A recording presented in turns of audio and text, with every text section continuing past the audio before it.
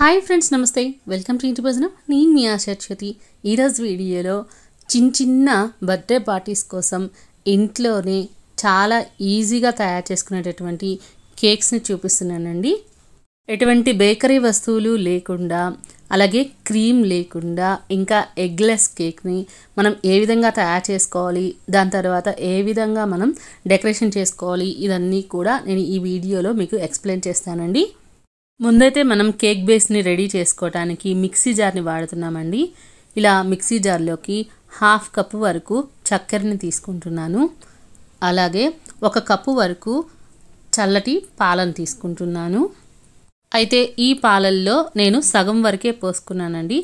ఆ తర్వాత 1/2 కప్పు వరకు కూడా ఫ్లేవర్లెస్ ఆయిల్ని తీసుకుంటున్నాను. ఇప్పుడు ఈ మూడింటిని కలిపి బాగా 2 నిమిషాల పాటు బ్లెండ్ చేసుకోవాలండి. ఆ తర్వాత మనకి ఈ విధంగా క్రీమ్ లాగా రావాలి. నేను ఇక్కడ స్పూన్తో చూపిస్తున్నాను చూడండి, ఇలాగనమాట. ఇప్పుడు ఈ స్టేజీలో మనము స్టవ్ వెలిగించుకొని కేక్ని బేక్ చేసుకోవటానికి వాడేటటువంటి గిన్నెని ప్రీహీట్ చేసుకున్నామండి.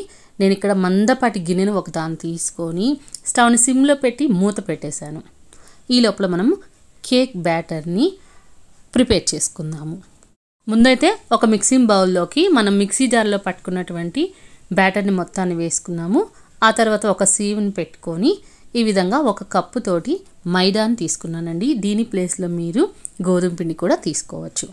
అలాగే 1 టేబుల్ స్పూన్ వరకు బేకింగ్ పౌడర్ని, 1/2 టేబుల్ స్పూన్ వరకు బేకింగ్ సోడాని వేసుకొని ఈ విధంగా జల్లించుకోవాలి. ఇలా మనం తీసుకునేటటువంటి పిండిని జల్లించుకోవటం వల్ల కేక్ బ్యాటర్ అనేది చక్కగా కలిసిపోతుంది. అలాగే కేక్ అనేది బాగా బేక్ అవుతుంది, అంటే ప్లఫీగా వస్తుంది. ఇప్పుడు దీని మొత్తాన్ని ఒక విస్కర్ సహాయంతో లేదా ఒక స్పాచులా సహాయంతో కలిపేసుకోవాలి. ఇలా కలుపుకున్న తర్వాత మనం ఇందాక పక్కన పెట్టుకున్నటువంటి పాలని కొంచెంగా పోసుకుంటూ కలుపుకోవాలి. పూర్తిగా కలుపుకున్న తర్వాత బ్యాటర్ అనేది మనకి ఈ విధంగా కనిపిస్తుందండి. మీకు మరీ గట్టిగా వచ్చినట్లయితే దీంట్లోకి ఇంకొక 2-3 టేబుల్ స్పూన్ల పాలను కలుపుకొని చక్కగా కలిపేసేయండి. ఆ తర్వాత ఎసెన్స్ కోసం నేను వెనిలా ఎసెన్స్ను వాడుతున్నాను. లేదంటే మీకు ఇష్టం వచ్చిన ఎసెన్స్ కూడా మీరు వాడుకోవచ్చు. ఇదే కేక్ని మీరు ఎగ్తో చేసుకోవాలనుకుంటే పాల బదులుగా 2-3 కోడిగుడ్లను కొట్టి వేసుకొని బీట్ చేసుకోండి. ఆ తర్వాత మనకి బ్యాటర్ అనేది ఈ విధంగా ఫ్లోయింగ్ కన్సిస్టెన్సీతో రావాలి. ఇప్పుడు కేక్ని బేక్ చేసుకోవడానికి ఒక చిన్న మౌల్డ్ని తీసుకున్నాను.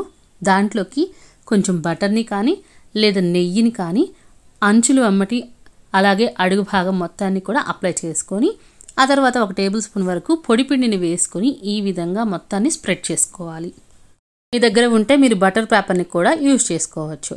ఇలా రెడీ అయిన కేక్ ట్రేలోకి మనం రెడీ చేసి పెట్టుకున్నటువంటి కేక్ బ్యాటర్ మొత్తాన్ని కూడా వేసుకోవాలండి.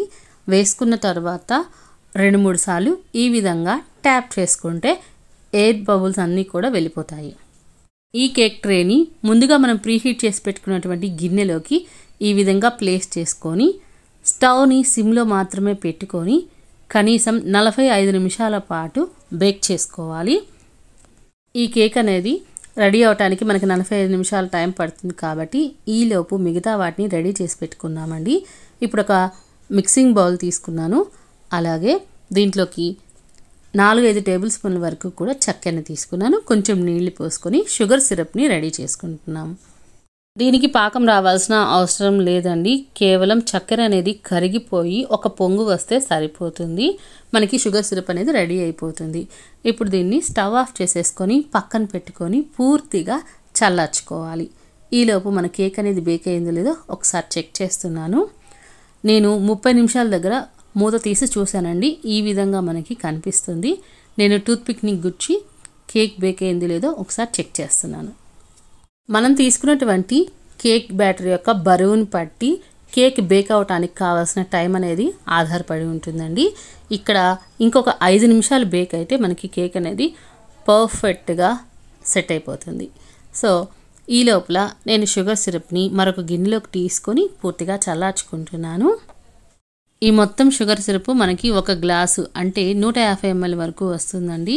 అలాగే ఈ షుగర్ సిరప్ని మనము కూల్ చేసుకున్నట్లయితే మనకి కేక్ అనేది చాలా బాగా టేస్టీగా వస్తుంది.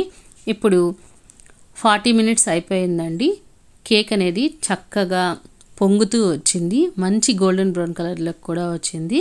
నేను స్టవ్ ఆఫ్ చేసేసుకొని కేక్ ట్రేని పక్కకు తీసుకుంటున్నాను. చూడండి, మనము ఎటువంటి ఇసుక కానీ సాల్ట్ కానీ ఏమీ వేసుకోలేదు, అయినా కేక్ అనేది చాలా చక్కగా బేక్ అయింది. సో ఈ విధంగా దీన్ని చల్లార్చుకునేటప్పుడు దీని మీద ఒక పల్చటి క్లాత్ని కప్పుకున్నట్లయితే అది ఎక్కువగా డ్రై అయిపోకుండా చల్లారిపోతుంది. కేక్ అనేది మనకి ఎప్పుడు మాయిస్ట్గా ఉన్నట్లయితే చాలా బాగుంటుంది. ఇది చల్లారిపోయే లోపల మరొక గిన్నె తీసుకొని దాంట్లోకి 1 కప్పు లేదంటే ఒక 100 ml వరకు నీళ్ళని తీసుకున్నాను.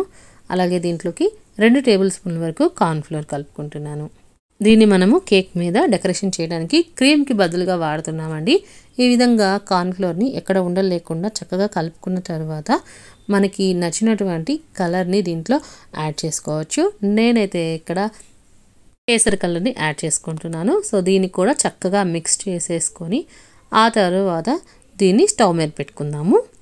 ఇలా దీన్ని స్టవ్ మీద పెట్టేసుకొని ఒక 5 నిమిషాల పాటు ఉడికించుకునేటప్పుడు దీంట్లో తీపి కోసము తగినంతగా చక్కెరని కలుపుకోవాలి. నేనైతే 4 టేబుల్ స్పూన్ల వరకు కూడా చక్కెరని కలుపుకుంటున్నానండి.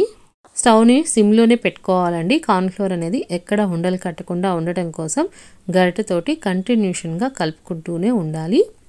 ఈ విధంగా దీన్ని ఉడికించుకునేటప్పుడు ఇది కలర్ అనేది ట్రాన్స్పరెంట్గా వచ్చేసి మనకి చాలా షైనీగా కనిపిస్తుంది.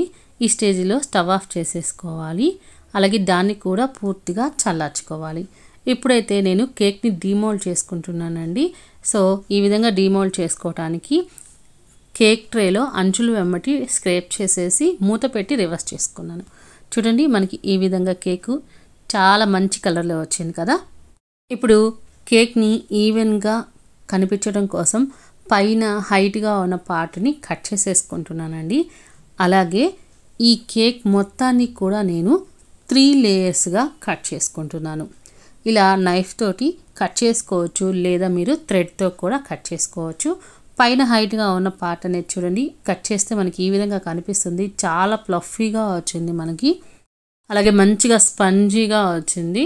సో దీని తర్వాత నేను చాకుతోటి ఈ విధంగా ఘాట్లు పెట్టుకొని థ్రెడ్ తోటి దీన్ని 3 లేయర్స్గా కట్ చేశానండి. అది మీకు మొత్తం చూపిస్తాను. పైన హైట్ కోసం కట్ చేసినటువంటి పీస్ ఇదనమాట.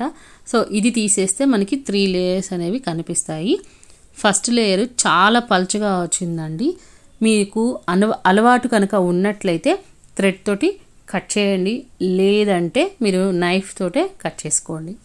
అయితే కేక్ని ఎప్పుడు కూడా ఎగుడు దిగుడుగా కాకుండా ఈవెన్గా అంటే సమానంగా వచ్చే విధంగా కట్ చేసుకోండి. మనకి చూడటానికి కూడా చాలా బాగుంటుంది.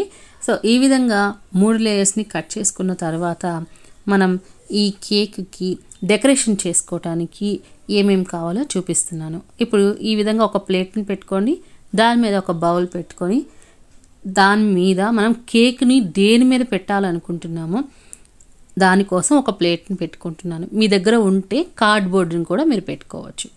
ఇలా ప్లేట్ మీద కొంచెము మనం రెడీ చేసుకున్నటువంటి కార్న్ఫ్లోర్ మిక్స్చర్ని యాడ్ చేసుకొని దాని మీద బేస్ పెట్టుకున్నట్లయితే కేక్ అనేది జరిగిపోకుండా ఉంటుంది. ఆ తర్వాత మనం రెడీ చేసుకున్న కేక్ని ఈ విధంగా టూత్పిక్ తోటి గుచ్చుకోవటం వల్ల మనం పోసుకునేటటువంటి షుగర్ సిరప్ అనేది బాగా అబ్జర్బ్ చేసుకుంటుందండి. ఇంకా ఈ షుగర్ సిరప్ వల్ల మనకి కూల్ కేక్ అనేది చాలా టేస్టీగా వస్తుంది. ఇప్పుడు ఈ బేస్ని ముందు మనం షుగర్ సిరప్ తోటి ఫిల్ చేసుకోవాలి. ఈ విధంగా స్పూన్ తోటి కొంచెం కొంచెం పోసుకుంటూ కేక్ని మొత్తాన్ని కూడా ఈ షుగర్ సిరప్ తోటి ఫిలప్ చేసుకుంటే మనకి ఈ విధంగా కనిపిస్తుందండి. ఈ షుగర్ సిరప్ని పోసుకునేటప్పుడు మరీ ఎక్కువగా పోసేసుకోకూడదండి. కేక్ ఎంతవరకు పీల్చుకుంటుందో అంతవరకు మాత్రమే పోసుకోవాలి. ఈ కేక్ మరింత టేస్టీగా రావటం కోసం నేను ఇక్కడ విప్పింగ్ క్రీమ్ బదులుగా రెడీ చేసినటువంటి ఈ కార్న్ఫ్లోర్ క్రీమ్ మొత్తాన్ని కూడా దీని మీద అప్లై చేసుకుంటున్నాను. దీంట్లోకి మీకు నచ్చితే ఎసెన్స్ని కూడా వాడొచ్చండి. ఇలా ఒక లేయర్ కంప్లీట్ అయిన తర్వాత మిగతా లేయర్స్ని కూడా పెట్టుకొని సేమ్ ఇదే ప్రాసెస్లో ఫస్ట్ షుగర్ సిరప్ని ఫిల్ చేసుకొని ఆ తర్వాత కార్న్ఫ్లోర్ సిరప్ని యాడ్ చేసుకోవాలి. ఇక్కడ మీకు నచ్చినట్లయితే డిఫరెంట్ లేయర్స్గా కనిపించడం కోసం రకరకాల రంగుల్ని కూడా మీరు వాడుకోవచ్చండి. ఇక్కడ నేను సింగిల్ కలర్ని యూస్ చేశాను. ఇదే విధంగా 3 లేయర్స్ని కూడా నేను ఫిల్ చేసేసాను. ఇప్పుడు ఈ కేక్ని ఒక 15 నిమిషాల నుంచి అరగంట వరకు కూడా ఫ్రిడ్జ్లో పెట్టుకున్నట్లయితే మనం తీసుకున్నటువంటి ఈ క్రీమ్ అనేది సెట్ అవుతుందండి. ఆ తర్వాత మనం దీన్ని డెకరేషన్ చేసుకోవటానికి నేను ఇక్కడ డెసికేటెడ్ కోకోనట్ పౌడర్ని తీసుకుంటున్నాను. ఈ పౌడర్ తోటి మనము నచ్చిన విధంగా కేక్ని డెకరేట్ అయితే చేసుకోవచ్చు.